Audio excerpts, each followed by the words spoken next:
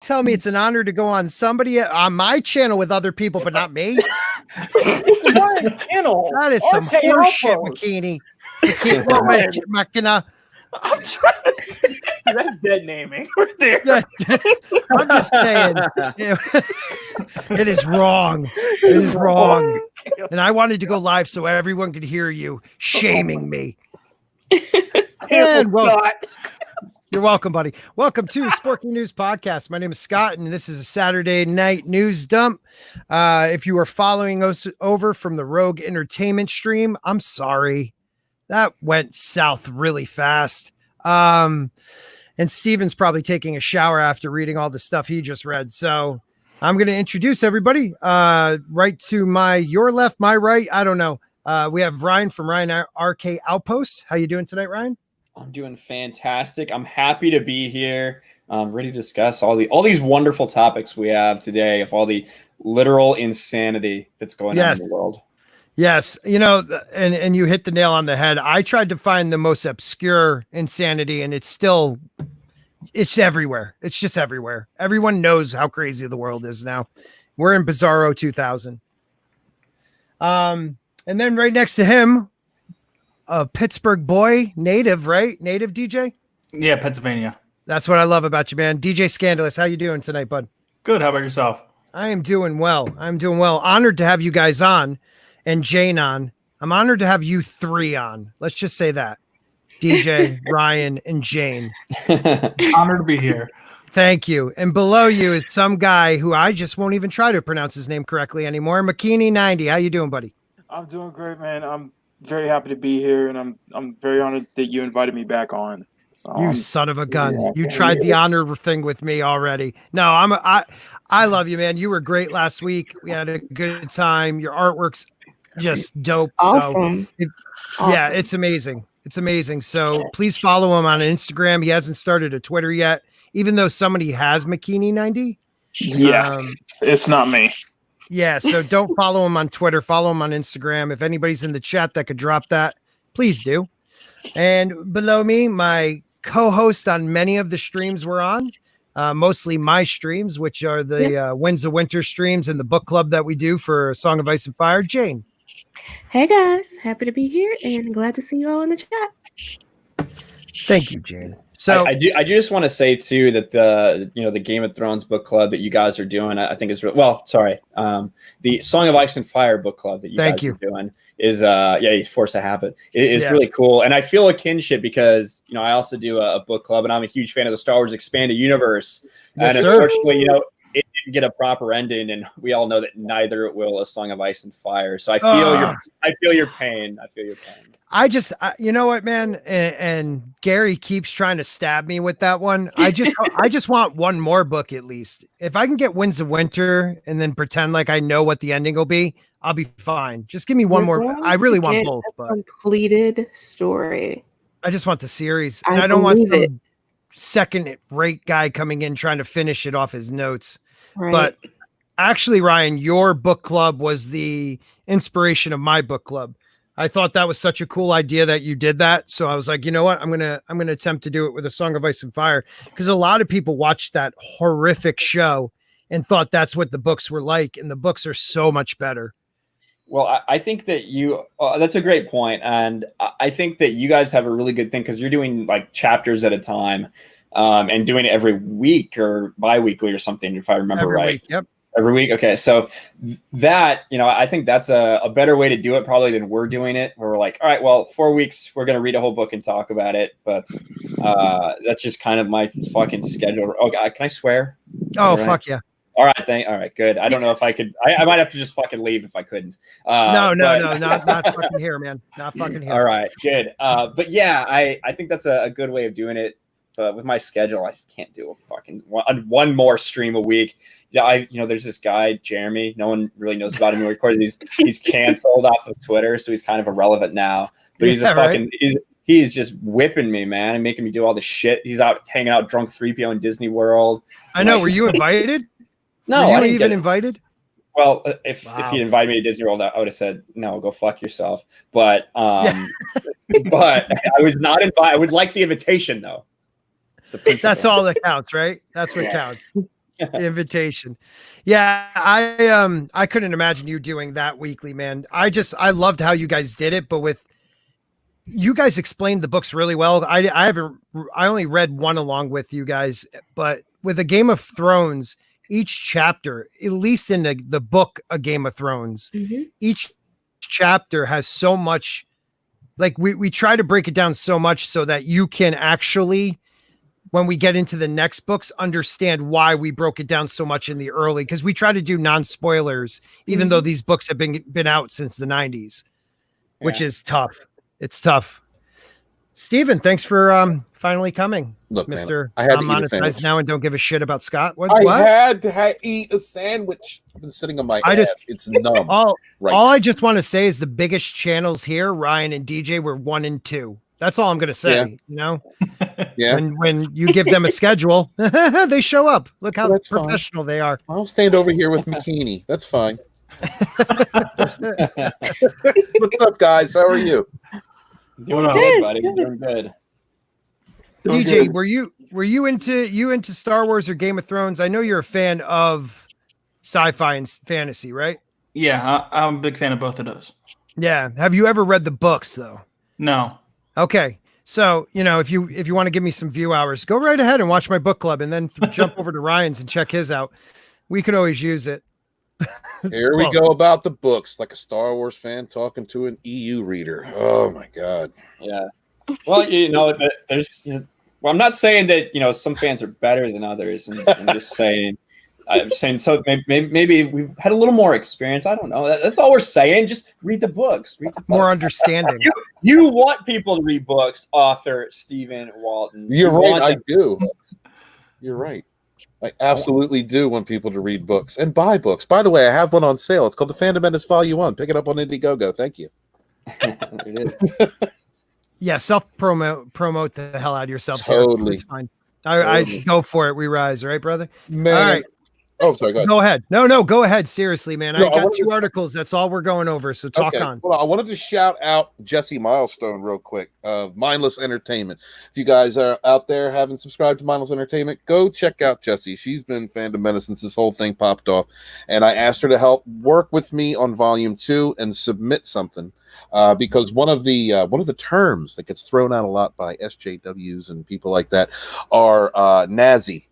And some of the people in our our extended fandom hashtag, whatever you want to call it, happen to be Jewish, and so I wanted to get her perspective on something like that kind of a label being thrown around or on a person who happens to be Jewish.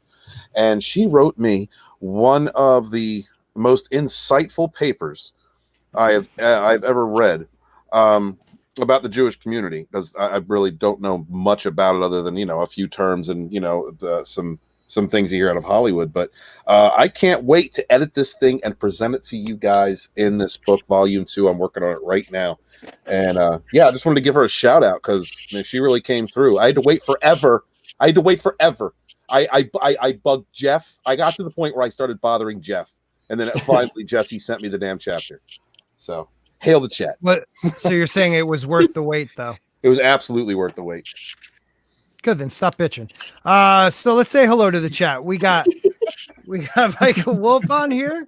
We got Deviant Porg, otherwise known as Palanuki, the Time Prophet, who has just started his own channel with an awesome Doctor Who video. Dude, you got to kill. Are you Scottish? Like what? I don't know exactly your accent, but it's dope. Wherever he's from, he has a bigger dick than you, Scott. That was a great video, Time Prophet. Good job. Most eyes have a bigger penis than me. All right. Darren, like my father before me, a lot of these guys are Wednesday and Monday night streamers, and I appreciate you guys here. It's going to be a little different. A lot of swearing, a lot of being angry with the world around us. And I hope you come back to our Monday and Wednesday streams. Tina, one of our biggest supporters, how are you? I hope everybody's doing well. Okay, and then there was, I know I saw Brutal Morningwood, one of my favorite names of all time. Larry, we have Parrot Head. Scott is on Bear Time. I was 5 minutes late, dude. That is, Bear is on Bear Time. I am on, we just got off a stream. I suck time. Yeah, Bear Time there's we brutal. scheduled it for 11, and it's 12:30, and it's finally going live. Yeah. Went south really fast. Sound like my ex-wife. Oh, hey there. Memes of Destruction, another guy with a great channel. Please check him out. And Dolifed. I always say your name wrong, bro. Dolified. And you have a great channel. Who was a Dolified. Who was a contributor at Bounding in the Yeah, Comics? yeah. Bounding in the Comics. And has a great channel of his own. Mm-hmm. Yep. Check it out. Dolified. I could do that. And you guys see anybody else? I don't want to miss anyone before we get into the article. US Dutch Kitty. How you doing? And cool. Latino Slant. Oh, and Trey Courtney. God, everybody's showing up. And if I missed you, sorry.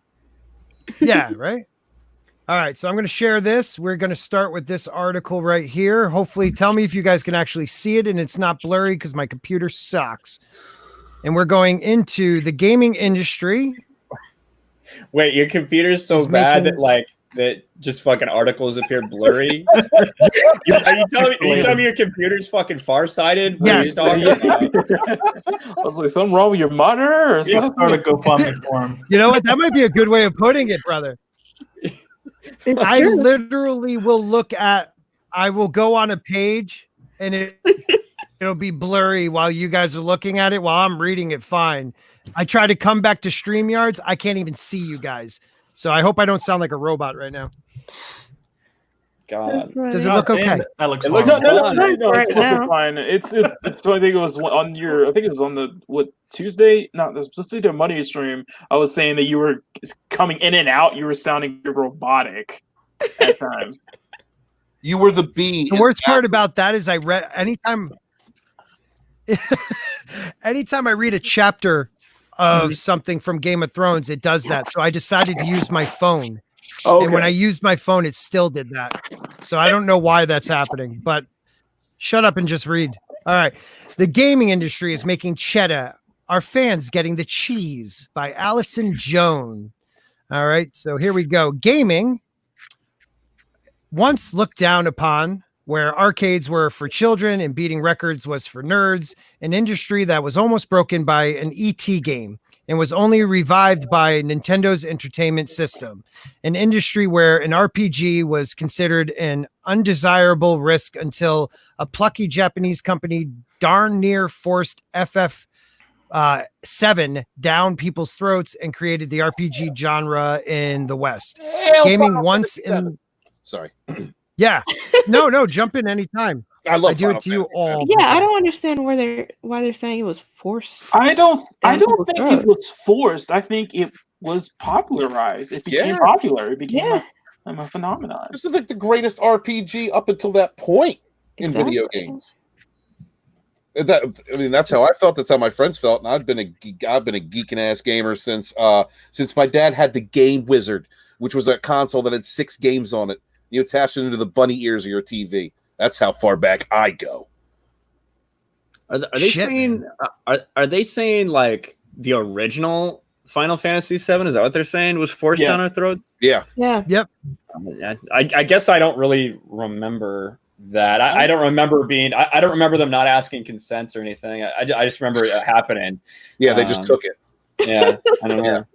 As a 90s kid, I don't remember Final Fantasy VII being forced on people's throats. I remember it being, very popular. Acclaimed. Yeah.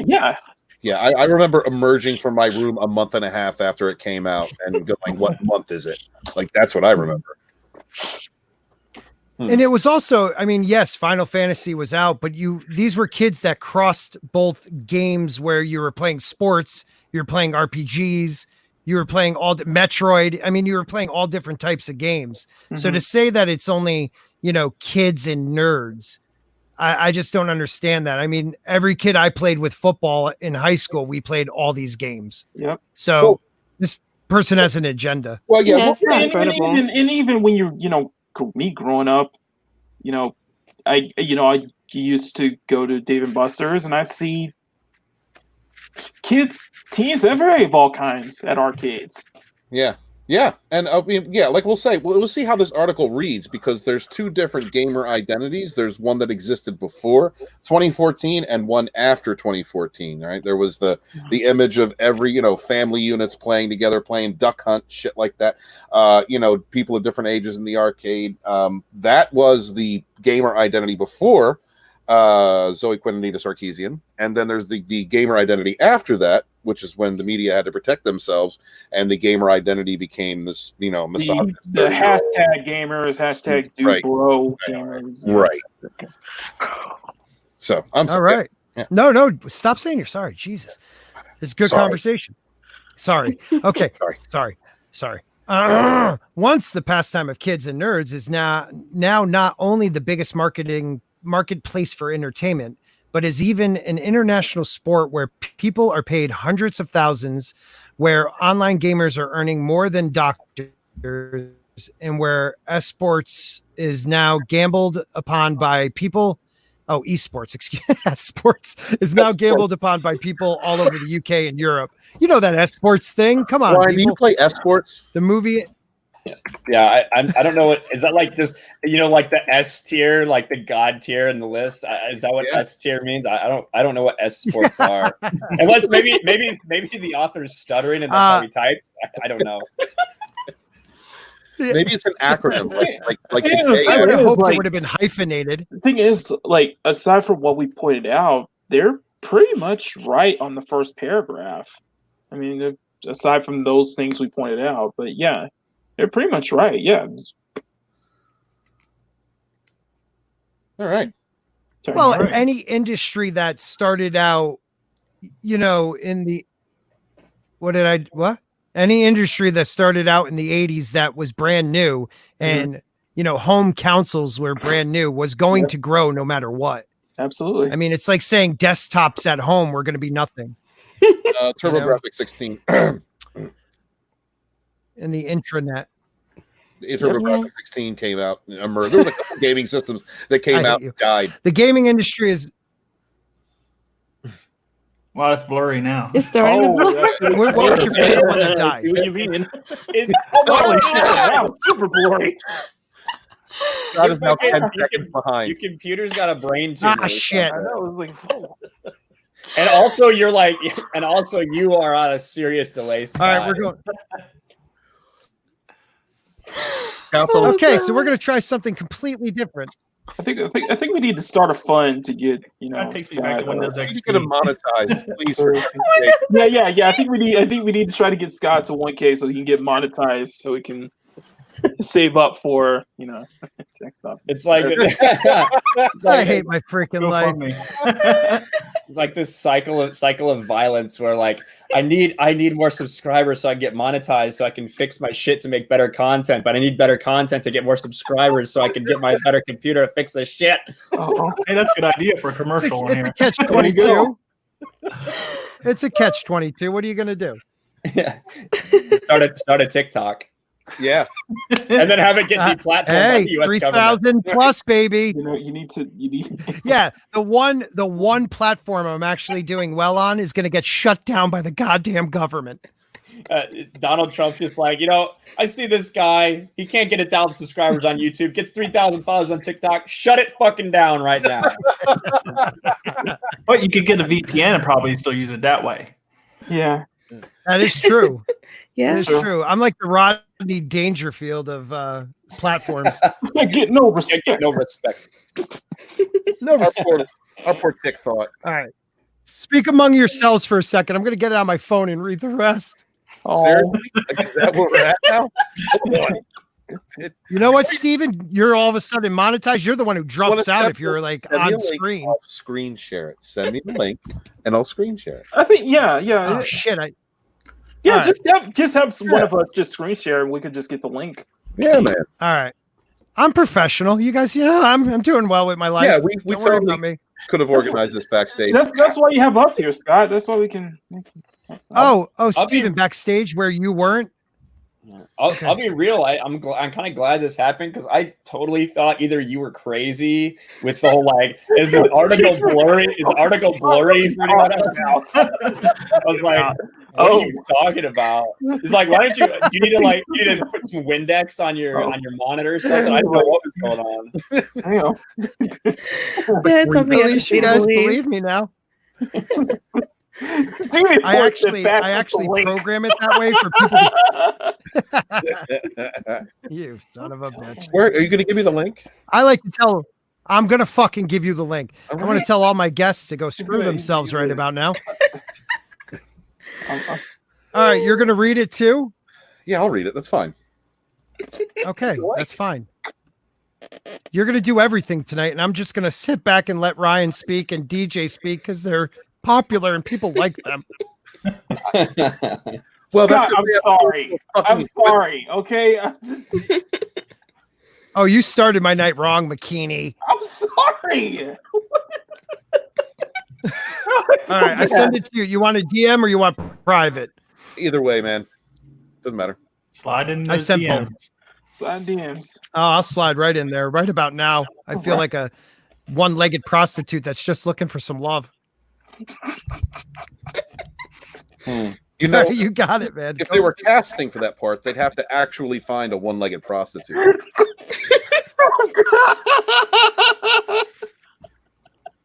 You know what? That is true. That's in today's world, if you don't have like Mark the Cyborg could be a one-legged prostitute in a movie, but I couldn't. That's not cool. Prostitute. Oh, you actually have to be a prostitute. Yes. Yeah. Not yet. Yeah. We'll see. We'll see how things go. Right. Never say never. Right. Never. All right. Share my screen. Yeah, brother. the way my night's going, I'm already on that. All right. It'll help you get better equipment. I don't know. Please, if you're out there, throw money at Scott's. If Scott has to Twitch thought himself and to do it, he'll do it. Oh wow, is that how it's supposed to look? That's amazing. Yeah. Yeah. Look, I could even load up. Yeah, that's over 720p. Okay. That's whoa. You never go seen that high before. now? In HD. In HD. All right. Oh, I don't even know what HD stands for. This is exciting. All right. Let me know when you're ready to when you want me to read, brother. Yeah, just read. All right. Please. The biggest entertainment market on the planet, the gaming industry is making cheddar. To put it into context, the gaming industry makes more than all of these industries combined. The movie industry, Western and Bollywood, the comic book industry. Everybody makes more money than the comic book industry right now. Theme parks registered as LTD companies. To put that into further context, more people have downloaded Minecraft than have seen Titanic, Avengers Endgame, and Avatar. A brilliant analyst figured out that nearly 6 million years of WoW have been played, with numbers that suggest the 11 million registered users have spent 50 billion hours playing. GTA V sold more copies than any other game at 110 million. And if you include Tetris, a game already installed in Nokia phones and Game Boy staple, then it becomes the most popular game in history with over 500 million players. This is more games than the population of the USA, UK, and Japan combined. Plus, there was a 2020 lockdown due to a global pandemic where it harmed most industries and economies around the world, but actually boosted the gaming industry to record-breaking levels. Just look what the lockdown did. The comic book industry is irreparably broken thanks to the lockdown. Teaching the lockdown. Oh, I love that. Can I interlude just one thing? Go ahead. I think the industry was broken way before that. No doubt. No doubt. They were teetering. They were still in the throes of F the fans. We're going to push our agenda over content, until they break. And then the lockdown came and they broke. Pencils down. Yeah, it's just exacerbated a problem. Flooding the shelves, not messing with the retailers and all that stuff. So the comic book industry is irreparably broken thanks to the lockdown, teaching people that they can live without comic books.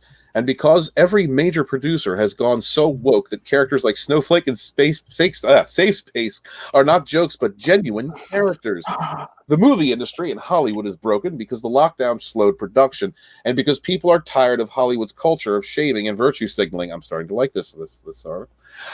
Then take a look at the gaming industry. The lockdown has drawn record sales figures, and game production is slowed only by a tiny fraction. In fact, there were so many mainstream games given away during the free, given away for free during the lockdown that even casual gamers had started congregating online with hardcore gamers. Is that good for Nintendo? Probably not. Over 22 million games can now boast they have earned over 1 billion, which is in part due to the lockdown. To put that into perspective, there are African countries that do not even have a GDP of 1 billion. Well, even think about, I mean, I don't know what you guys would say, but movies that come out, how many movies in a year make $1 billion? Yeah, maybe one, I would say. Rare. It's like Last year was crazy though. Unless Right. unless it's a big tentpole some movie, or unless it's from Disney or it's from the MCU, it's a rare occasion to see it's something that's not an established property make nearly $1 billion. And even if you adjust for inflation, that's a small number of movies that have made that amount. Yeah, I believe last year we had like 8 or 9 movies hit $1 billion, which is far and away a record. Yeah. And I think But 8 most of of them from Disney. yeah, except for Joker. I think all of them were Disney. Sonic got made like fucking $400 million. What are you talking about? Oh, is that it? Yeah, it didn't make I any. thought it was pushing. Okay. Nah. Well, it got released this year too, I think. Oh, that's right. Shit, it feels like last year. Well, I guarantee the decent PR behind that also helped to boost The decent sales. PR. Yeah. Yeah, but that shows you when you listen to your fans, you will make money. You will make a profit. Yeah. Are gamers getting value for money in this industry? Is it fair to say that TV watchers, moviegoers, and comic book fans have been given the royal screw job over the past 10 years? Classic TV shows like Doctor Who and Star Trek have been decimated, and Star Wars has been trampled on. DC is so disappointed with comic book sales that they have fired their distributor, and AT&T have declared that they will shut down DC if the movie stops selling. Yet, perhaps our gamers are getting a good deal. A game may cost up to $100, but many AAA games take longer than 40 hours to complete. Many have good replay value, and even the indie market is cooking up some surprisingly good games. Before you sell the PS4 games or consoles, you will have experienced hundreds, maybe thousands of hours of entertainment. Can you say the same about your movie collections or even your comic books? That's a good argument. I mean, That's a very good That's a good argument. argument. DJ, are you a gamer? Yeah. All right. So do you spend more time watching movies or playing games? Watching movies now, but when I was younger, I used to play video games all the time. But more so since I have a Right. YouTube channel and But they everything. make I don't first. which is awesome that it's back. Congratulations on that too. Thank you. The thing that kills me is they have a valid point that you get one game, it could last you 40 hours. You know, a movie you're done under 3 hours, and you may rewatch it one more time, and then after that, who cares? no, Unless- it depends on the movie, though. Unless it's called Last of Us Part 2. Nobody wants to replay that. You don't fantasize about being beaten in the head by butch women? Come No. on, man. You've got to identify with the characters. That's the whole point. Revenge to the point you have it, and then just walk away. That's a fun way to end a game. Come on, Right. Gamers sounds complain. like it to me. Oh, sorry. No, go ahead, buddy. Gamers complain loud enough. It is true that gamers have had to take a few hits over the years. Games finally have an age rating in Australia, but some games are still banned and censored. Female representation was attacked by politicians, but was quickly skewed once developers discovered that fantasy rarely involves ugly people and sales started to tank. Even the rough times of seeing positive results. Things like paid loot boxes are finally dying out thanks to gambling controversy.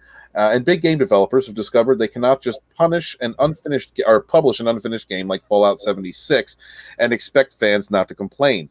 Even the controversy over The Last of Us 2 has started to have some impact, with sales tanking thanks to the fandom menace. Famous YouTube gamers speaking out against its disgusting misandrous themes and glorification. They're talking about you, Ryan. Oh yes, it's my pleasure. It's my pleasure, Mr. Whoever wrote this article, or Miss. Sorry, don't wanna. But why do they call you guys gamers Yeah. instead of journalists? Is what kind of gets at me. I don't know. Listen, this article, when you kind of read it, is obviously slanted a very specific way. This isn't the type of article you're going to read in mainstream media, which is a good thing. And but there's obviously a spin to it. Speaking out against its disgusting misandrous things. You know what I mean? That's not something you're going to see in a lot of places. There's very clearly an agenda behind this. But yeah, definitely. Naughty Dog did something that a lot of people didn't like, and instead of tamping this fire out, they poured gasoline on it, and it is blown up in their faces. If they wouldn't have struck channels, if they wouldn't have tried to cover everything up, this wouldn't have been an issue. I would have made 2 or 3 Naughty Dog videos, and that would have been it. But instead, they got people angry and riled up for 2 months. Like 2 months while this thing waited to release, and the anger was still palpable when it did release. And they increased those views for you guys. Undoubtedly, big time. And obviously Neil's watching based on his tweets. He's definitely watching, trying to make it seem like, oh, it doesn't bother me. Look, guys, I'm making fun of it. You're clearly paying a lot of attention, which is not. If I had a game that was the best-selling PS4 game of all time, supposedly, and all the critics gave it perfect scores, I wouldn't be really paying too much attention to what a bunch of people on YouTube were saying, unless that this game isn't going to sell well over time, unless that maybe the reaction to this game might affect your HBO series, The Last of Us. I wouldn't be paying attention if I was just, I'd be sitting there smoking a cigar and saying, fuck the haters. But hey, what do I know? Right. Yeah. I mean, if you think about it this way, it's like, it's one of those moments in times like Charlie's Angel, where she said she didn't make it for men. Like, they don't even need to come and watch it. Like, when you attack your fandom and then double and triple down, and then it comes out and you bomb, you can't just blame us. I mean, this is your fault. This is on you. And I just hope people learn from this, because all you're doing is actually building up keep doing it, because you're building up our community, because more and more people are realizing that this is not what they want from companies that they're supposed to be supporting. I don't think they'll learn. I mean, you'll always have those handful who do understand fandom and who appreciate it, like you see with Henry Cavill and The Witcher and the show producer there. But you will also have these people who simply don't care and who thrive, or at least seem to thrive, off of the controversy that comes from dividing fans. Ryan Johnson. What were you going to say, Steven? Oh, nothing. I was going to say we should actually blame Jane Theory, because she is the troublemaker in the group. Not. Final thoughts. Gamers are getting good value for money. One could look at the early days of the PS4 and Xbox and complain that games are all show and no substance. But after the dust and excitement settled, games like Witcher 3, RDR2, RE7, FF7 remastered, and many more. God, I want to play that game so bad. And many more released and blew the fans away. PC gaming is still riding high and is the reason for the indie renaissance thanks to Steam. There are still problems in the industry, such as predatory in-game purchases and snooping game apps, but compared to other forms of entertainment, it is fair to say that gamers are getting the best deal. It is just up to us in the gaming community to keep speaking out and acting whenever the industry is threatened. If you want to keep something good, you have to fight for it every now and again. That is so cool. I actually like that. This article, even though I understand that it's slanted. Ryan is 100% right. It is slanted. But I think that being someone who spent last year researching the Gamergate incident and then documenting some of it for my book, this is something that we haven't really had a chance to see in a while. We said in the last on the Rogue Entertainment on the last stream. We had Lethal Lightning on there, and he was also talking about The Last of Us 2. We were going over the supposed fake positive reviews that have been revealed, and I was talking about how that industry change that was affected in 2014 when the gaming journalist community and the mainstream media and these ideologues, these feminists banded together, and they won. They essentially won that war between the gaming community calling out ethics and journalism and the narrative being spun by the journos protecting themselves, calling the gamers misandrous, attacking the customer, and that trend was set. And has been going on for almost 10 years now within comics and within Hollywood and TV. And I believe that all that trend was set because the overwhelming voice, the noise that comes out of the mainstream media and the gaming media and the access media just drowned out all of the strong independent voices that were speaking out, a lot of them YouTubers like Shoe on Head, that spoke out against what was going on. But even then, it really didn't win. The media showed its weight and that it could level people, the consumer, into capitulation just by repeating lies and attacking its own customer base and suckering the normies into believing the narrative, so much to the point to where Gamergate actually inspired a Law and Order episode where a woman was murdered or assaulted because of a sexist gamer. I mean, this is how culture can be affected. So to see articles like this, a website giving an article like this, is kind of refreshing because it shows that there is a renaissance in the consumer fighting back against the narrative of the creators or their shill journos or the access media. Yeah, no, and you have a very valid point there.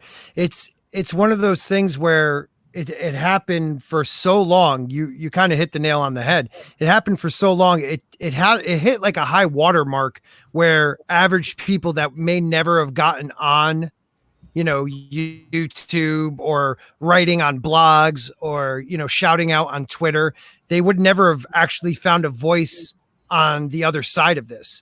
People like ourselves, actually got pushed so far where we had to say, my voice needs to be heard. And we found a large group of people that agree with us. And we're starting to make a difference in the different fandoms we enjoy. Well, I mean, it's not just the fact that people are fighting each other because they agree. I mean, what that is a positive aspect of what has happened. But you've had for several years, and unfortunately, this delves into the sphere of politics, but I will not go there, where you have had one side of an argument have really control over a lot of the main media outlets in Silicon Valley, Hollywood, New York City, and they have been systematically removing people, shaming them, using cancel culture, doxing, things like that, removing them from positions of power, and then putting in people that share their ideology. And this has happened all across news media, internet technologies, social media, and journalism. And so there is this kind of war of information that's going on right now, and a lot of it has bled into into entertainments, into gaming, into comics, into television, into movies, because these are where people go to relax. And if you inject propaganda into a platform where people are relaxing, where they're relaxing their minds, they don't not really using critical thinking skills that you use in everyday life, or that when you go to work or when you go out, you just want to relax. You want to, or allow yourself to be consumed by the story in the game or whatever you're playing or doing. It's quite subversive. It's a subversive tactic in order to instill your thought into someone else. So it is important when you have 10 years of this consistently going on in geek and nerd culture. I feel that's why, the way that I write it, as far as the Fandom Menace, it's an amalgamation of many different fandoms and many different types of people who either have seen their fandoms go through this kind of change because of the creators or the media spinning for certain narratives, those who are watching their favorite industry or their favorite properties go through it, and those that don't want to see it come for them. So that's that. So like I said, seeing something like this, more people standing up, voicing their opinion, this is a good thing. We may not all agree, but we should all have the right to express our opinions. Yeah. What else do you guys think about that? What Steven just said. I think the only thing they're going to pay attention to ultimately is their bottom line. And that's why they're going broke is so important, because they don't care really about what we say online until it starts to affect other projects that they have.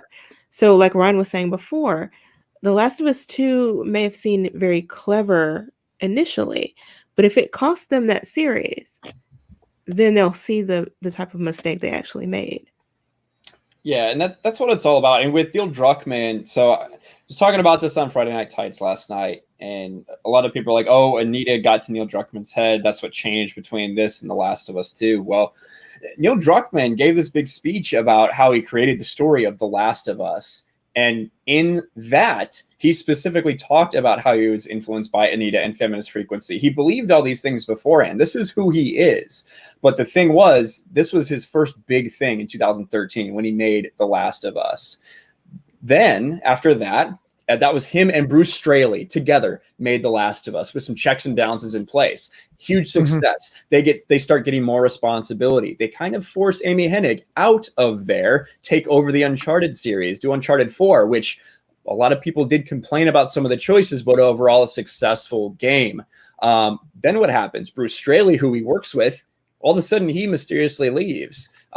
He's not there for the making of The Last of Us Part 2. It's just Neil Druckmann. Neil Druckmann has all this power, can do whatever he wants. And Naughty Dog says, hey, this guy's gave us a lot of good sales. Let him do his thing. Now he's doing completely what he wants. And if the bottom line is reflected by what they've done, just like Jane said, Naughty Dog's going to realize, well, maybe we need to stop doing this. We've let it get too far. This guy has too much power and too much ego. He's doing whatever he wants, regardless of what the fans will think about it. Yeah.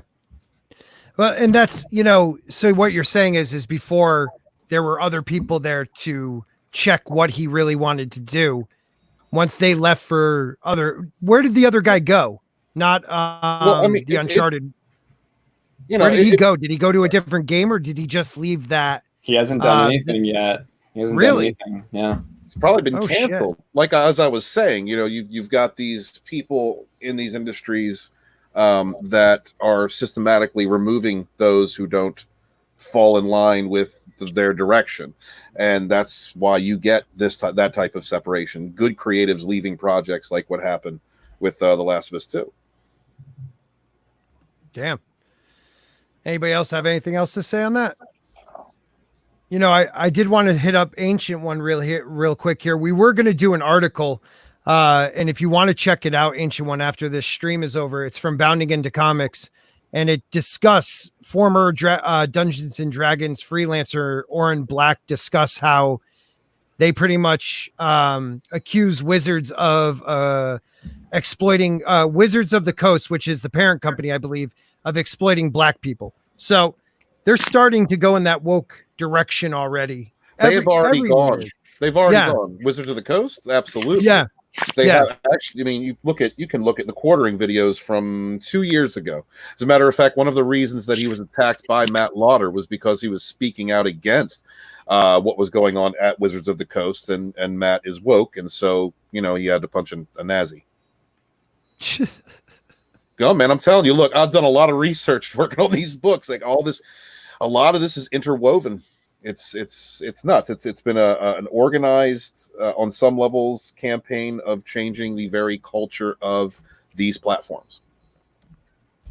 You truly believe that? You believe that? And I mean, I'm asking devil's advocate because I believe it, but there was inter-company working. Absolutely. The genre working together to change everything. Well, if you look at the 2008 paper that was commissioned from the Defense Intelligence Agency that shows that who was it?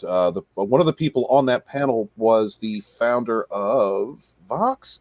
No. One of the big gaming companies. I can't think of it off the top of my head.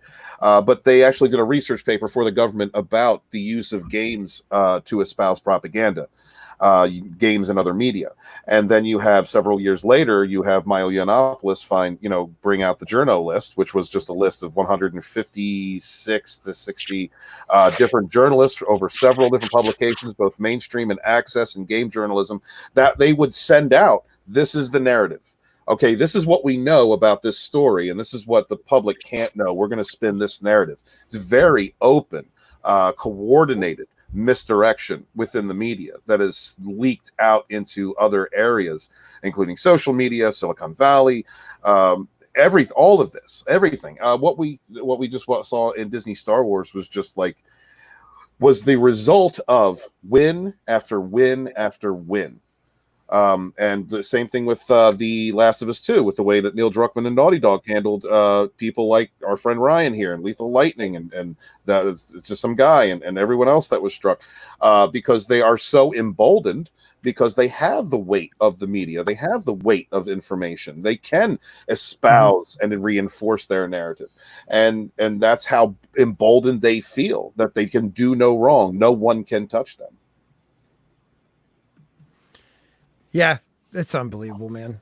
It's just when you get to that point where you feel untouchable, you'll do whatever you want to do and screw the rest of the people. Screw whoever got you there. Especially when some of the very outlets that may not be a part of entertainments, but are also assigned to this type of controlling culture, have raised levels of anxiety in this country to a point where statues are being toppled down. That's a part of that's their clique. That's the extension of their clique and their group. Yes, they're winning as far as they're concerned. They are winning. No, and you're right. Let me ask this question: who has played on this panel The Last of Us 2? No, Ryan. No, I'm not playing that fucking shit. You kidding me? Fucking A right, man. Fucking A right. I refuse to play. I got offered $500 to play it, to stream it. I said no. I watched PewDiePie play it, but that's about it. Did you? Yep, that's it. I saw some PewDiePie clips, DJ. They were kind of funny.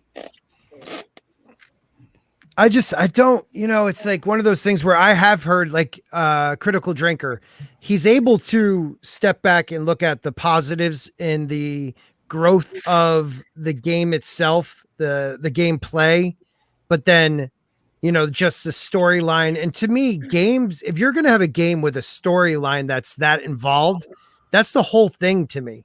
Exactly. Everyone already knew the graphics were going to be great. I mean, that's not a shocker. The music is great. The everything about the environment is fantastic. That's not new. It was the story that brought us to loving the game in the first place, to looking forward to this one for years, and they just destroyed it. And let's be real, they made all these sales because it was so long since the last game, and they fooled everybody with changing the characters and the trailers and the footage and everything. And also, I feel like they're not going to fool everyone twice. So you have people like PewDiePie that, try to avoid all the leaks and all the spoilers because he just wanted to play the game. So you got so many like that. However, when you go to remake the game or remaster for next gen or Last of Us Part 3, I don't think you're going to fool everybody again. Right. And I think Neil Druckmann knows that. How are their numbers right now? Have they released the US numbers yet? No, I haven't seen any numbers from US release. So I know that in the UK, it dropped 80% the first week, and then I think like 58% off of that the second week. I haven't seen the numbers from Japan yet for the third week drop, but the first week drop, for the second week drop, but the first week drop in Japan was 85%. Damn. Yeah. Well, I mean, go ahead, Ryan.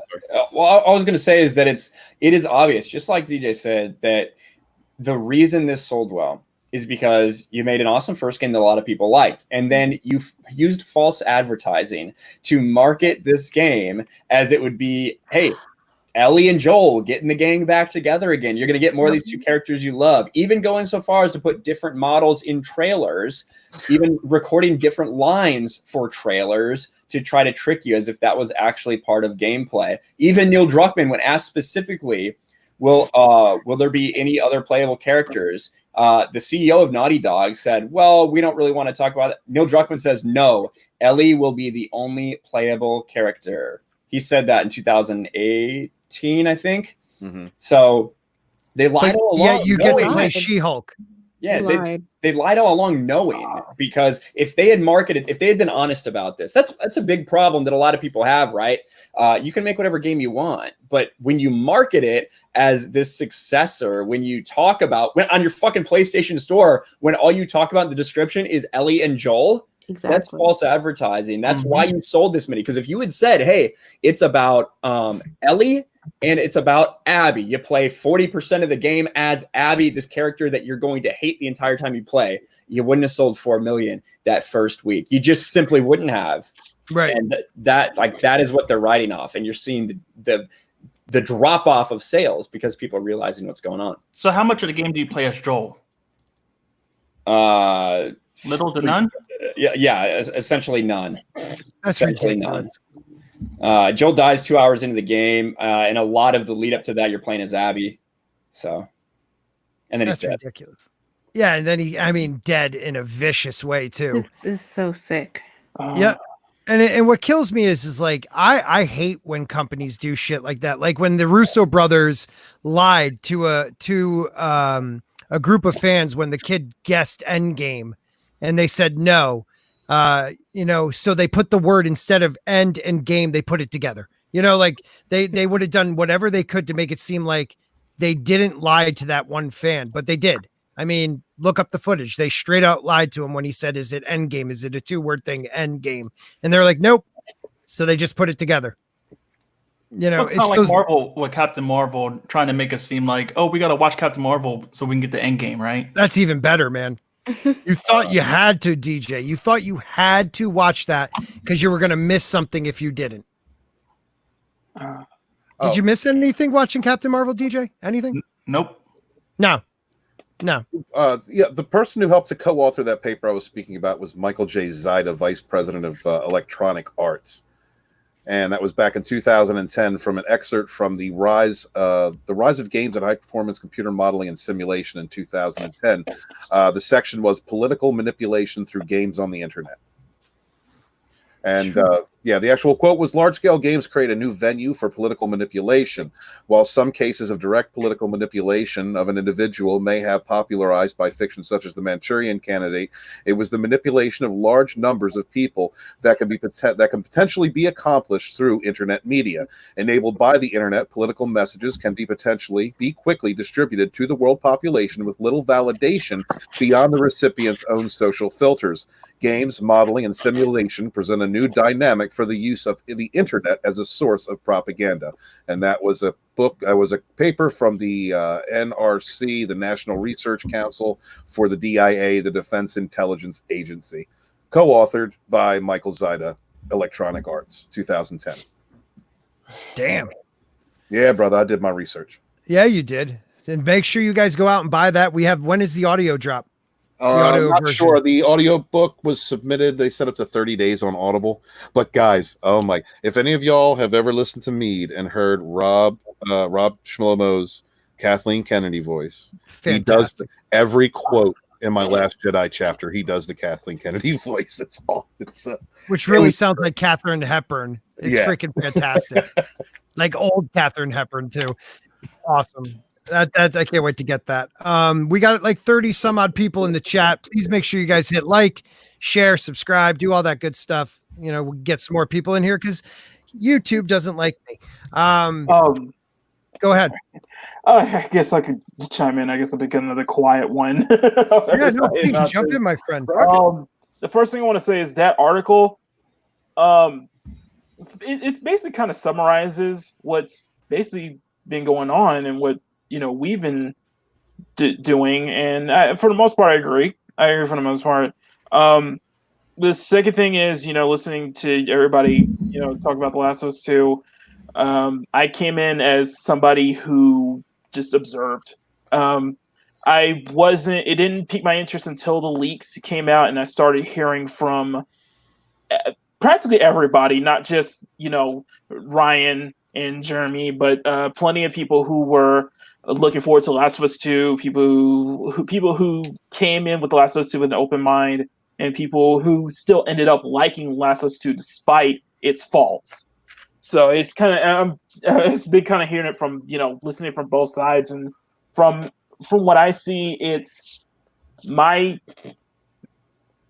big issue with The Last of Us 2 really just stems from just how Sony and Naughty Dog have been handling this whole leak situation. That's kind of where my stint is that it's just how they've been handling it and just how they've been doing, Ryan and how they're doing everybody else with all these strikes and such. I just think it's just a bad. It worsens my respect for Sony. I keep losing more respect time and time as go on, and I'm a Sony fan. And probably my major issue with The Last of Us 2, it concerns its sex scene, and it's not that the sex. You don't go in dry, McEnany? No, no. My issue stems from it. It shows an incredible amount of hypocrisy and double standard on Sony's end, because I have been following for the past couple years, Sony, ever since Sony moved their offices to California, they have been very censorship heavy, specifically towards Japanese games. And, including, anime games, including the fan service stuff. They put so much heavy emphasis on censorship on that. However, a sex scene like this, and especially something as graphic and as not as titillating or as pleasing to the eye as this, is perfectly fine. However, if it's anime characters, or if it's any characters showing any ounce of skin whatsoever, we have to censor that. That's where my issue. I don't really like the scene at all, because you're still gonna get 10-year-olds, 11-year-olds. They're going to play this game and see that scene for themselves. Right.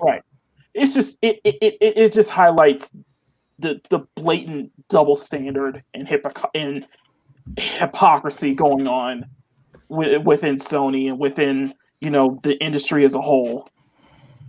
And that's kind of where that's where my problems with Last of Us 2 is, because it's not just Sony. It's just Steam's been banning anime games a lot of times. It's censorship is something I take a big stand against. Well, as far as I know, anime hasn't bent the knee, right? They're not. It's not entirely, but the Western political values. It's Western is starting to creep in more and more into the anime and manga industry, and there seems to be there's going to be a big pushback. Seems to be a pushback is bringing from Japan, who is really getting sick of having their content having to bow down to Western sensibilities. Right. Yeah, and whether it's censorship like actual physical censorship, or whether it's censorship like changing words of things in English dubs of games, things like that are happening all the time without even the creator's knowledge that's happening through Sony of America, and it is a problem, and you're 100% right. The double standard for this game is weird. Just for it's for shock value. Everything that they do in this game is for shock value. That is shock value. Have a woman hold this bigger dude down, essentially, hold him up against the wall and throttle him, almost strangle him, and then decide to turn around, take her shirt off, show her fucking A negative tits, and get fucked. It is so weird and awkward. Just watch anyone watching that has had a weird response when they stream, because it's not. There is something about it, because Abby is specifically made to be fucking desexualized as hell. You look at the actual model, the bodybuilder who was the inspiration for Abby. She's very attractive, right? You look at Laura Bailey, the person who voices Abby. She's very attractive as well. But Abby somehow is just completely, they do everything they can to make you not be interested in her in any way. And then to have her so clearly become a sex object in a second like that, the way it happened, was weird, and it threw everyone off. Well, what does Jane always say about the masculization of women in entertainments? Yeah, I mean that's what they do. They cannot accept a feminine depiction of women and girls in art or entertainment these days. But then they go and do something like this, which is absolutely ludicrous because she didn't have to look that way. And from what I understand, at some part earlier on in the game, she's a normal girl. And then somehow she beefs up into this androgynous man woman thing. But look at the last Assassin's Creed. You could pick a male or female, and the female was very feminine, and kind of resembled Wonder Woman. Yeah. Yeah, but that's and I love that game playing as a female too. In art, they hate it in comics, they hate it in games, they hate it in film. Yeah, and I've seen that in comics considerably. Just been following the comic YouTubers. I've been seeing that in many games where it's more than just censorship. It's masculinizing female characters in terms of not only how they act but how they look. Right. I mean, that's the thing. Jane has been hitting this for months now. You can find any like tough woman nowadays in a movie, and really all they did was write a male character and insert a female in. Right. It's not like she uses her femininity, her sexuality, any of that anymore. That's Black Widow was the last of that. It's now that she has to be more manly than the manliest man, and be able to take like him down. Yeah, it's like they completely erased they have no idea that tomboys actually exist, right? And that tomboys can still be feminine. Well, look at right. Look at Terminator 1 and 2. I mean, you have one of the most ripped female characters, but yet she still has sexuality, a hint of feminine sexuality in her. Ripley, and in the underwear scene. Sorry, I was probably like 8 or 9. I was like, damn, she's fine. Ripley is not a sex appeal character. 8 or 9. It's not even, no, it's not even for sex appeal. It's just damn, she's fine. I'm sharing my screen, Scott. Okay. I don't know if your computer can handle it, but the whole stream will go down. But this is just another. We're gonna find out. Here we go, people. Right, not even a lot of people are talking. Oh yeah, we haven't talked about this one in a while, but this is Dina. So this is someone who was originally fucking an Asian man named Jesse and gets pregnant with his baby before deciding to fuck Ellie because she's bi. But this is the person who's the inspiration for the character. That's the face of the character, the body of the character. Look what they did to her chest. Damn. Yep. That's yeah. Right? Going around. Like, what is wrong with the female breast? They took all the. They do not. Male gaze. I hate that. I hate that term. I hate that term with every fiber of my being. They forsake the male gaze and instead put in female gaze. But I'm not even like her jawline. Her jawline is more masculine. Yeah. Her shoulders are more broad. Like they made a male character and kind of took a little bit of a female look. Yeah. Yeah. Oh. They just took the feminine attributes because they see the feminine attributes as weak, and it is anything but weak. Right. It's terrible. Yeah, and that's the main reason why I brought up Assassin's Creed. And the same thing goes for Lara Croft. You have these great games where the woman is actually feminine, but she's badass. Right. Mm-hmm. Well, you can't do both, DJ. It's the uglification of entertainment. So I've said this before. SJWs are ugly as shit. And they want themselves reflected in these games and movies, so they want ugly characters. But ugly, that's the way to go. It's sad, man. I don't understand it. It's right, because when you're talking about fantasy characters or game characters or whatever, whether it's a man or a woman, most of the time you want something attractive to look at. Right? I mean, in movies for the longest time, it was the most attractive person gets the part, unless you're doing a part that is specific to that character not being beautiful or handsome. So, yeah, I mean, it is these people wanting to insert themselves into games like Druckmann inserted himself into Abby in The Last of Us 2. It's just gross, and I don't understand it. I did. I'm sorry. Needless. Are you looking for Assassin's? Who is this?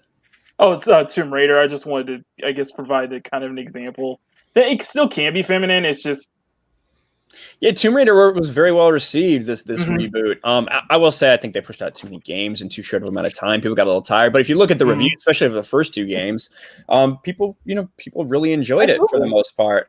No one, surprisingly, I don't know where all the bigots were to review bomb it. We must have not got the message. But yeah, look at the Metacritic scores for that, and it's perfectly fine.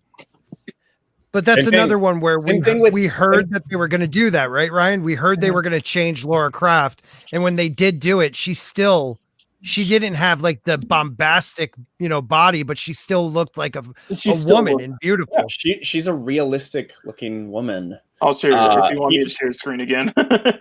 Yeah, she's a realistic looking woman that can do realistic things. She's not like. She has to use stealth and things like that. If she gets in a fist fight, she's going to get in a little bit of trouble. Right. Well, that's what I was explaining. I don't know if you guys heard of the new Netflix show. It's called Warrior Nun, and it has a fan. I've seen the preview for it when I turn it on. Okay, so it definitely has like it's about to go woke, and then it always backs away, but it has a group of women that aren't enhanced. One is, but the rest aren't. But what they do is they use stealth. They use certain type of medication to knock men out. Or if they do take down a guy, it's because they were quicker with their abilities, and then 4 other girls jump on them and hold them down while they bound them. They use a more realistic. Granted, there are moments where it's not, but I could believe those moments because the rest are realistic. That, okay, she used herself to come up behind that guy and drug him. Then 3 of them took out the bigger guy. You know what I mean? Like they actually went with an idea that one woman can't destroy every dude she comes across, no matter what his size is, what his ability is. And I think that we're just going to make something all the women look like Hulk Hogan now. Exactly. Yeah, I want to bang. Exactly. They just have to be Diesel. I got you, brother. You want to go on a date? What you gonna do? What are you gonna do when I come over to you and tell you to fill me up good and raw? Okay. Yeah. Sorry. I told you anything goes on mine. Told you anything goes on mine. Next article. All right. This article you still good, Ryan? Ryan, you still good, or you got about? I've got about 10 minutes left. Okay. All right. So we'll start on this. We'll hit it off. Anybody have any last words on the other one? All right. The article's pretty. Aside from stuff we pointed out, that was pretty good summary. I actually, when I first read it, was angry, and then I realized I shouldn't be. But I go into all the articles angry. I was just more cautious. I was like, okay. Okay. Let's see what they're saying. Like right here, went into it angry. I'm sorry. Wonder Years, Kevin Arnold, that was my youth. Like growing up watching the show, Winnie Cooper was one of my first crushes. If you're going to create a new show, don't take from another. I can't stand it, but we're going to read it. Let's go. All right. And this article is from Forbes. It is written by Seth Cohen. The Black Wonder Years, why it's time we finally dismantle racism on television. So racist. On Wednesday, news broke of ABC's commitment to pilot a reboot of its highly popular television series, The Wonder Years. This show, which ran from 1988 to 1993 and featured a white family living in the 1960s, would be remade into a series about a black family living during the same era. News of the possible show, along with some other recent television developments, begs the question, will the television industry finally address its long-running racial disparity in the types of stories shown on the small screen? How does this help, though? You let me know. But it's not a new story. You're taking an old story and just we're changing the race of the characters. They're gonna turn it into you're not doing anything to increase black stories or anything like that. All they're doing just banking on the name, using the name, and they'll change everything about the character. Right, appropriating something that came before and using it to platform your belief. But it's stupid and it's disingenuous. Yes, we've already. Right. Well, they're going to turn it into Good Times. It's going to be the Wonder Good Times. That's what it's going to be. Because they've already. And that's crazy too. Because if you wanted to do this story, you could do the story. You don't have to already ride have, the like, a coattails Black of the Wonder Wonder Years. And the thing is, and before I say what I say, there are only two things I really like that has the name The Wonder Years, and that is this show, and that's and the other is Ninth Wonder's album, The Wonder Years. There you go. But what I was gonna say here is that I think it stems from a trend. I think it's a common trend is that whenever you do a show or you do any work of fiction, any work of show, any work of TV whatsoever, and you race swap it or you insert a black cast into it, the most common thing you will often see is the plot deals with race. Look, I want And that's the family like problem. Fresh Prince That's of Bel part of Air. the problem. And That the is thing the problem. And I'm saying this because when I think about the Wonder Years, the story never was about race. It was about innocence. driven. It was And innocent. that's what I'm saying. They could create. There's nothing that says they couldn't create that story or a similar story. But why tie it to an earlier property? Yeah. Why not Well, I'll just tell you build why. up the new property? We Like, if already you said wanted- one thing. You're going to bank off the name The Wonder Years, but you're also and drive interest in it, good and bad. But the second thing is, and I'm sorry, it's going this route, they're reappropriating. So they're appropriating white shows into black shows now. And it's exactly what people have been against the reverse way for decades. Well, You know, racism is and so what's the point Oh, of but I mean, why but couldn't you You had Friends, right? Which was basically a white version of I can't even think of the name of the show. Whatever. I was about to say Living sister. Single. I was Living Single. Which Yeah, it was derived from They created it was a new story. It was a similar concept. It was inspired by it, but it had its own name, it had its own characters, and it was able to stand on its own 2 feet. Because of investment, because people believed in it and actually put in work to create a good script and good casting, and people loved the show for itself, for what it was. You could have done the same thing here, but they won't do that. No, because they want it to be a hit right off the rip, because you don't give shows 3 years to find their feet anymore. You give them a season, maybe 2. Right. And a lot of shows, look at How I Met Your Mother. That show did not take off until people were able to see reruns of that show from the 3 seasons they already put in. And shows like Friends was a okay hit, or 90210 even, shows like that, where it wasn't a hit at first until they decided to try something new and different. And you have to have, you're telling me right now by just this title of what they're doing is that this show about a black family in the 60s, which I would find so interesting to watch, doesn't have the strength to stand on its own 2 feet. Exactly. They have no faith in it. They don't believe in it. And I would. That's it. I would say it's kind of pair what Jane was saying. If say you take something like Friends, and if you just replaced I guarantee you, if you take something like Friends and you replaced, and it was a whole black cast, I bet you it would still have that same impact. It would still have that. It did. It was called Living Single. Yeah, Living Single. Yep. Oh my God, that was the Wayne brothers. That was and the thing is they have in common is that we all grew attached to the characters. There you go. Not the race, the characters themselves. Yeah. Race is an afterthought. All this tells me exactly, I'm going to echo exactly what you guys have been saying, that by coming out and saying, hey, we're doing Black Wonder Years, it means you don't have a fucking idea, and all you care about is the race of the people playing these characters. What if I fucking came out and said, all right, guys, I got a plan. We're doing White Family Matters. The same thing. Like, could you imagine the fucking blowback And well, I mean, obviously we can't make a show. I would be so pissed about that too. Didn't we already have like a Black Wonder Years? Wasn't that Everybody Hates Chris? Exactly. Oh my God, dude. Exactly. I was just about to say that. Everybody Hates Chris was the Black Wonder Years. The only difference is that that was funnier. set that was more of a working class family, I think. This one, I think they wanted to go in the direction of suburbia, which they could do. Well, They could do. I think we already have. Don't we already have that though? I don't know of one. But just call something different then, you know? Why latch on a name? Call it something else. Create. And I think it's like a bad stereotype because then it seems like, oh, it's hand me down. We got to hand you down everything, right? I was just about to say that. I was going to say that. Yeah. And I know a lot of Black people and they don't like that, you know? So no, we don't. you want Let original me ask stuff. my Black panelists. Do you guys like that? Nope. We don't Not like that at all. not a fan of hand-me-downs. Okay, I'm gonna check mark that one. Thank you for answering that. This is the fucking truth, man.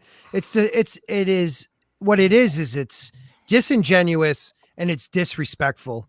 You're saying that these creators can't come up with something that just it might go in the 60s and it might be in suburbia, but they can't think of their own fucking title. You have to go with the Wonder Years because you don't have faith that they can actually have a show that would maybe have, 5 seasons.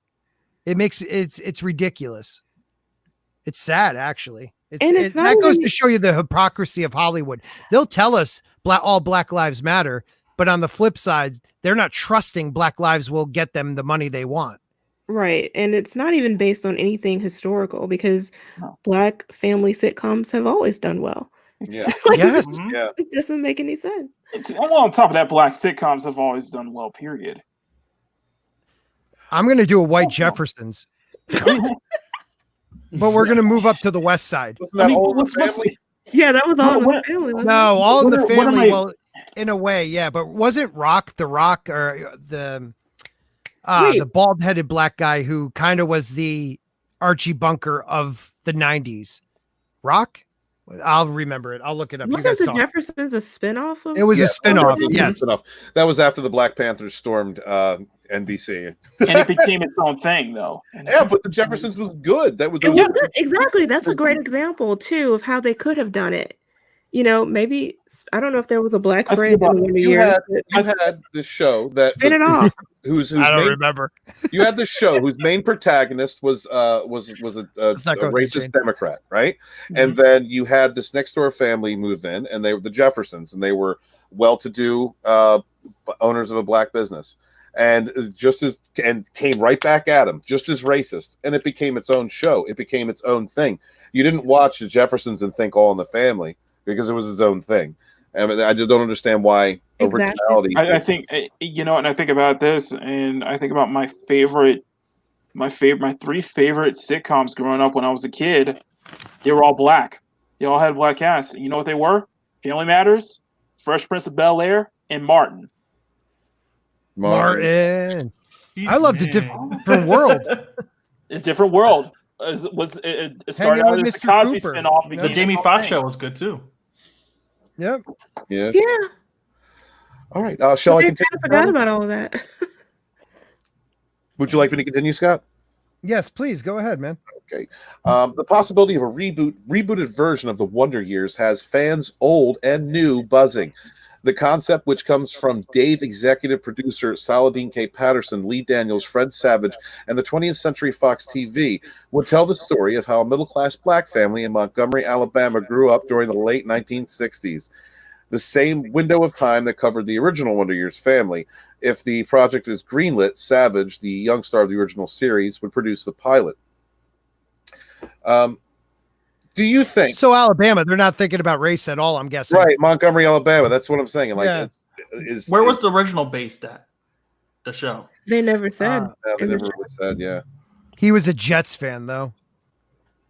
Yeah, One thing I hated about Kevin Arnold. And that's the thing too, though. I forget who brought it up, but why does it always have to do with race if it's a black cast? Like, why can't it just be a normal family? They're dealing with school, they're dealing with families, relationship, drama. Like, ugh. It doesn't have to be so deep. We know it has to, because this article gets written, because people click, because we complain about it, because we fight about it, because it gets attention. Yeah. That's why it has to be about race. because that's what everyone's trying to divide everybody, and it's fucking working. It is, because we are now talking about it. And when this happens, hey, guess what? There's probably, just like for Batwoman, there were people that hate watch Batwoman. A lot of people that hate watch Batwoman. It's going to be the same case with this. Look at Game of Thrones season 8. Even when people knew it was trash, even after it was exposed, we tuned in to see how the trash fire would end. That's entertainment nowadays. I'm just waiting for the Black Game of Thrones. Also, I can guarantee you that every single boy who watched the Wonder Years, there was not a single one who didn't not have a crush on Danica McKellar. So hell yeah, and that's true. Every kid that was about anywhere in the early 40s or late 30s loved her. Yeah, I mean, she aged well too. Oh, she did, man. She's a genius too. She writes what? Textbooks, math textbooks. Oh God, I loved Winnie Cooper. Oh my Lord! No. I didn't put that in there. The news regarding the Wonder Years comes in the same week as the Walt Disney Company announced a deal with former NFL player Colin Kaepernick's production company of Ray Vision Media. As part of the deal, ESPN Films, owned by Disney, will produce the dossiers on Kaepernick's life. Oh, we get to know more about the entitled lifestyle of Colin Kaepernick. Yeah, awesome. How privileged he was. Man. Yeah, with his 2 white parents. That makes me feel so good after someone worked so hard like Brie Larson to get such a... Yeah, him and Brie should do a show together. Oh, my God. It's stunning. Stunning. On YouTube? Yeah. YouTube. As well as also explore producing scripted and unscripted stories that focused on issues related to race, social justice, and issues of equity. Equity is not a good thing. The deal is also intended to elevate the work of minority storytellers, directors, and producers. I have a problem with the word equity, because equity creates inequality. Equality is equality. Yeah, equity is displacing a segment of the population in order to elevate another. Yeah, that's when they show they see people trying to look over a fence, and they're like equality, and they all have the same. They're all sitting on the ground. They're all standing on the ground. One person can see way over the fence. One person's just kind of peeking over. The other person can't see shit. Right. And they're like equity. And the short person gets 2 boxes. the medium person gets 1 box, and then everyone can see over the fence. Right. That's the example. Beware, beware of that word equity. Beware. Yeah. And I will say that as a Black person, wait a minute, you're Black? You got to get off my panel. I was on the wrong panel. Give him a box. Oh God! I'll give you a box. Jane's the only Black person allowed on my panel. Okay. He sounns like wheneber I hear someone say that as a Black person, I think you're getting cast in a Marvel DC show. I know, right? So I was gonna say that. I said that it was my top 3 favorite sitcoms on the Black ass, but that also didn't mean that I didn't love. I like Full House. I love Friends. I loved pretty much many sitcoms growing up. I enjoyed a lot of them. I enjoyed it. I was able to relate to a lot of characters. So that's the thing, man. Then. But that's the thing. It's relating to the personality of the character, not the race the person was. And if you could find something that you relate to in any character, that gives that character value. Yeah. What this is telling us is that we're giving you Black Wonder Years. We are giving you it's not about our character growth or anything. It's just that they're Black in Alabama. Even I will say this, even as a kid, the character I related to the most was Chandler. So we're getting the Black. Right. Same here. Can we just call it the Blunder Years? Is that acceptable? The Blunder Years. I like that. Hashtag Blunder Years. Yeah. Fucking A. During this unprecedented time, the Walt Disney Company remains committed to creating diverse and inclusive content that resonates and matters, said Bob Iger, Disney's executive chairman. In the wake of a recent wave of protests following the deaths of George Floyd, Breonna Taylor, and Rashad Brooks, the United States has been engaged in a national dialogue about role of systemic racism across the country. The debate leaves no aspect of American culture unexamined, and there have already been dramatic changes in the world of sports, food, and entertainment. Hollywood is not immune. They're making stuff up as they go along. Let's face it. I haven't seen any discourse about food. Hollywood is racism in food. Well, now we got to white ban people fried doing chicken. barbecue. Sorry. This is white people doing barbecue. No more fried chicken and Kool-Aid. No more tacos. How they say Hollywood is not immune to the discussion? Bullshit. We know Hollywood isn't immune. They've been tanking movies for the last 2 years. Fried chicken and watermelon is not the black. Hey, I love that. Come on. Cancel. Gotta get rid of it now. Cancel watermelon. Well, there goes my Black 4th of July party next year. Thanks a lot, guys. And as more individuals focus on the racial gap in America's multi-billion entertainment industry, studios are quickly trying to catch up. No, they're not. They're not. Really not. Besides, Asians love Race swapping is not catching up. Man, this is all going to go right into race. Do you want all this read out, Scotty? No. Okay, because we know where it's gonna go. Yeah, it's all racism, Exactly. statistics. No knows what I'm talking about. My parents love Frasier. Frasier was awesome. The black man loves Frasier. That's what Noah says.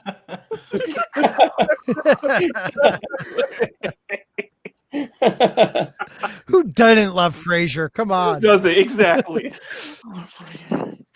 That's fantastic. I don't know. Do you see anything else that needs to be said on this article there, Stephen? Honestly, it's just statistics about or is it industry, white groups, systemic this, racism against writers. All of the things that they have been projecting for the last 8 years, unfairly. And with the same taglines, we're fighting for representation and equality when they're actually fighting to suppress and disparage groups that are now industry approved isms and ists. They're still scoring over black characters, if that helps. Yes, absolutely, because they're disingenuous. That hasn't changed at all. Right, they're disingenuous with the way that they're presenting these things. I mean, just write a good character. Yeah, that's it. That takes work and effort and money. You're not doing it. I would rather Jane. I can't wait for the toking. I can't wait for the toking racist sheriff. You know he's coming. Racist sheriff. I never watched Blade and went, I can't identify with this character, or oh my god, I don't want to watch a black guy, or oh thank God, black vampires. Like I never did any of that. I'm not obsessed with unless it was Eddie Murphy.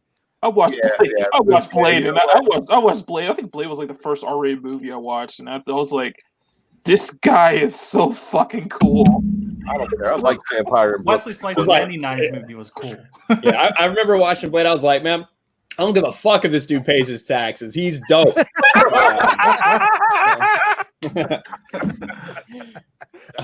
I actually have to get going, Scott. Oh, dude, thank you for staying as long as you did. I really appreciate it. Yeah, it was fun. Thanks for having me on, man. Yeah, we'll have to do it again sometime, man. For sure. Hit me up. I will. Thank you, guys. Ryan, if you guys don't know where Ryan is, why are you watching me? I have that question. Ryan, congratulations on 10K, brother. I've watched you rise from 0 to 10K, man. I'm so happy. 10K, he's at 20. Yeah, 20K now. 20K now. Yeah, I hit 22K yesterday. It's crazy. God. Congrats. Thank you, Neil Druckmann. Yeah, man. I'm just waiting for House of the Dragon to come out, and maybe I'll hit that algorithm. Woohoo! Neil's gonna send you a parting gift. Neil's gonna send you like a 20K gift. Yeah. I'll send him a free fuck Naughty Dog shirt if he sends me something. So I'll make the deal. He's gonna send you a picture of Abby. Oh, right here first, people. No, thank you. Thank you again, Ryan. Yeah, well, thank you guys. Congrats on 20K. Congrats on 20K. Thank you guys. Thank you everybody in the chat for the congrats. You guys are fucking awesome. I will talk to y'all later. Peace. Peace, brother. It's an honor. Oh my God. Yeah, you said that many times. It's an honor. We get it. That dude went through the fire, Scotty, when he first started. Everybody gave Ryan shit. Because as soon as he came in, he met Gary and Jeremy, the lucky bastard. And then he just came right into Geeks and Gamers and started a channel. He was so timid at first. Go back and watch, guys. Go back. I've been watching him since he started. He was like very careful and very, he was very direct, but he was like, he was towing a line. And then at some point, Ryan just said, "I'm sick of this shit," and he exploded. Congratulations! Guess what? You know what I think it was, and I'll be honest. I think Ryan, when he started streaming with other people and realized his voice could be heard, I think that's what does it for a lot of us. Look at my early videos. I'm still very like, oh gosh, darn it all. I just hope it doesn't go this way. Yeah. And now I'm like, I will skull fuck you if you do that to the Wonder Years. So, wow. Did I go there? Yeah, I did. You went there a little bit. Yeah, I did. Because that's how I feel, man. I think they're gonna have. I think they're gonna cast Scott as like the racist neighbor on the. Yes. Dude, I will totally. I'm sure. Wait a minute. Hold on. Let me do it. I took off my hat and everything. Hold on. What are you Get off my lawn. You touch my sister, I'll kill you. Was that good? Was that good? Yeah. Okay. Casting call. I'm just hoping it's more than like one episode. I hope it's a recurring. I don't know. All right, go fuck yourselves. Anybody else have anything to say on Black? What are we calling it again? Blunder Years. Blunder Years. The Blunder Years. Well, they have Fred Savage doing the pilot, right? Yeah. Yeah, so that's just them. Yeah, I don't really understand that. Why you have an all-black cast, but then you have a white guy producing your pilot? Because it just seems like, directing. we got the support of Fred Savage, so everybody must love this. You got to have a white quarterback on the team, I guess. I don't know. Yep. He's wearing the white shoes. What movie? What movie? You go from Deadpool to this. I don't know if that's a step up or a step backwards. Hey man, Fred Savage. If you want to talk about a child actor that went through it and came out the right way, Fred Savage is that kid. Oh yeah. Yeah, they must not have touched him. Yeah, those fucking pedos. Whew. That's a whole nother story for a whole nother day. Hey, to any of my chat people out there, just look into a website right now that's selling cabinets for $14,000. Just look at it. I'm just saying, take a look. That's a conspiracy next week, I guess. And those pillows too. $10,000 pillows too. Yeah. $10,000 fucking pillows that now they washed it is listed for $34.99. Wow. They've been changing everything. It's sick, dude. It's really sick. Yeah, that's another rabbit hole. Let's save that for a bear stream. Yeah, we're not going to go down that rabbit hole. We're going to actually wrap this one up. We're going to wrap this one up. Thank you guys, everybody, for coming. That was a good hour and a half. Next time we'll go 2. I'm just a little tired tonight, and I got to get up early and do some manual freaking labor. So I'm going to start with Jane. Let them know where they can find you. Hey guys, you can find me here on YouTube where I post weekly movie and television reviews every Sunday at 6 Central, as well as some occasional pop culture news and commentary. You can also find me on Twitter and Instagram at Jane Theory. It's always so perfect. Always so perfect. I would have had Jane read my Audible book, but nobody would have really listened to the book. Like they wouldn't have understood the words. They would have freaking bought it. They would have bought it. They just listened to Jane for 2 hours. But now you have someone talking like this. I do. All right, Steven, do your thing. Oh, thank you very much. Please stop by my channel on Tuesdays for TR4, which is changing its format because Scotty unfortunately can't be there on Tuesdays. So we are moving Final Death Star up a slot, and the show will now be the Rogue 4 and the Gaze. The Red Gaze will now be joining us on that show.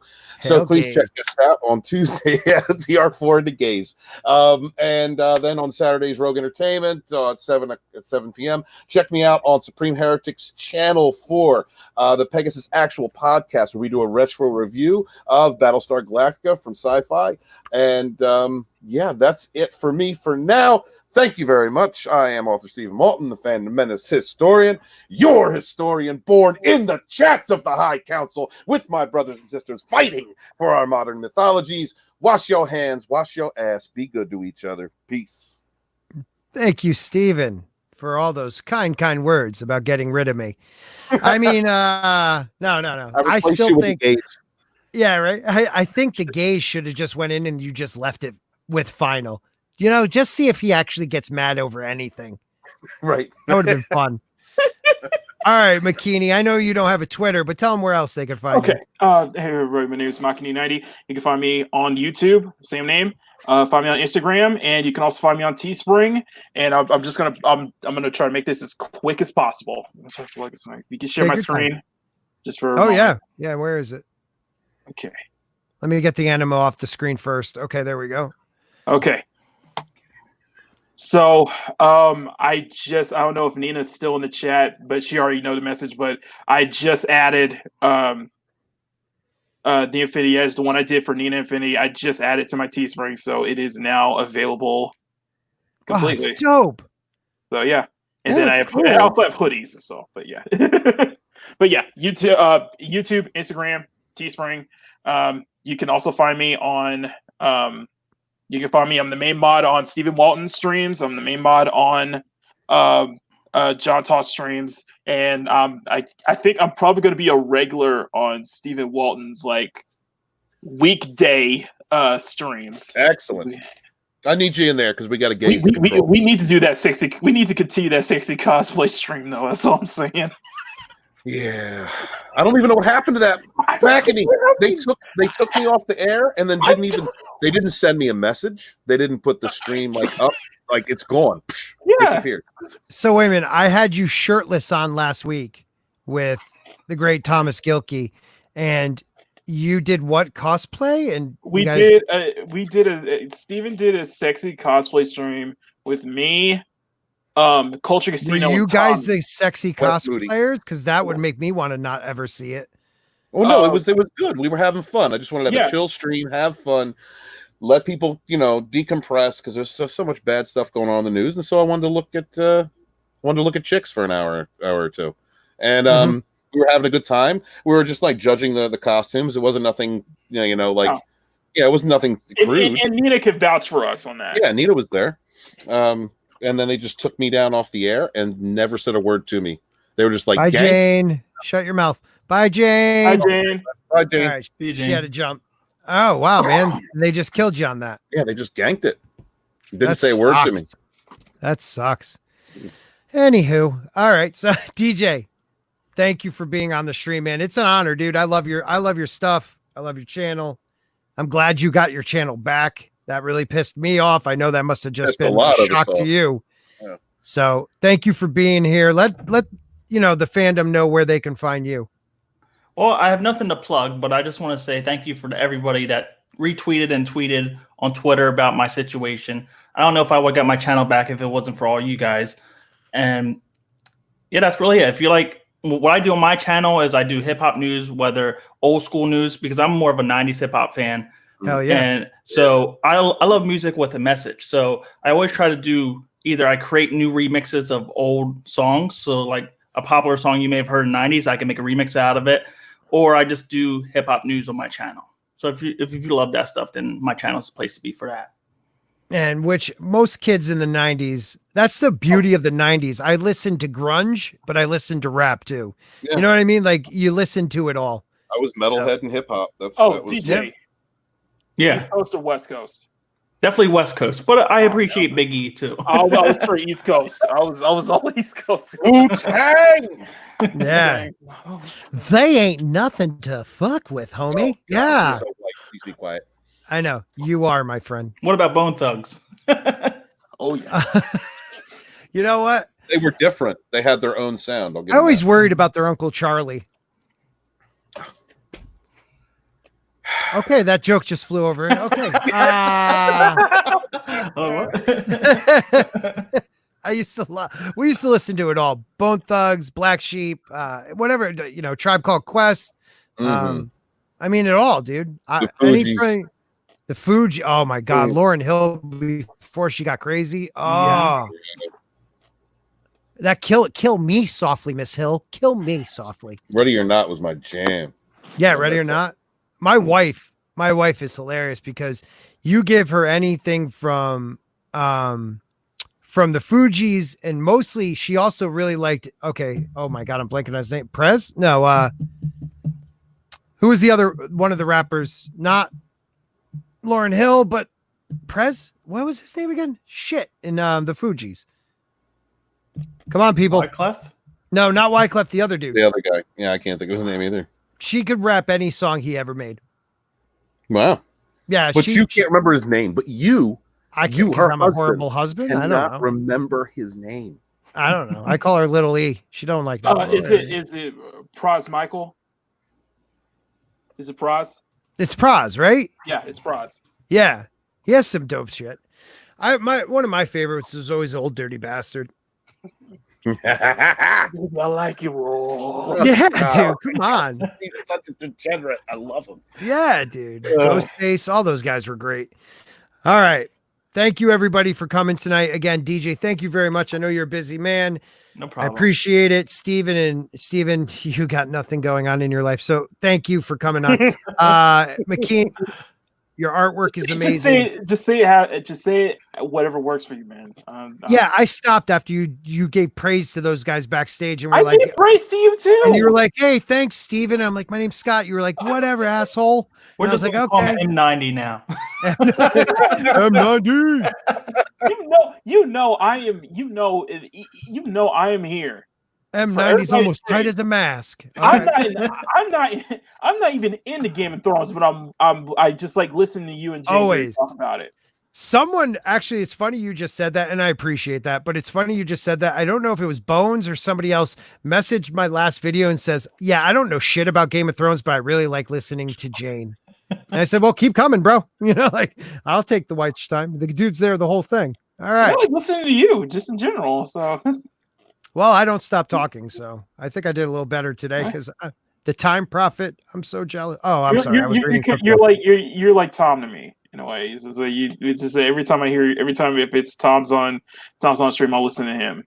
Damn it, dude! You just got me there. My ego just flourished. Thank you. Hey, I called you the White Fatal J. Yeah, I did like that one. Oh, DJ, you're feeling that too? Yeah, a lot of people say that. That's my brother from another mother. A snapback. Exactly.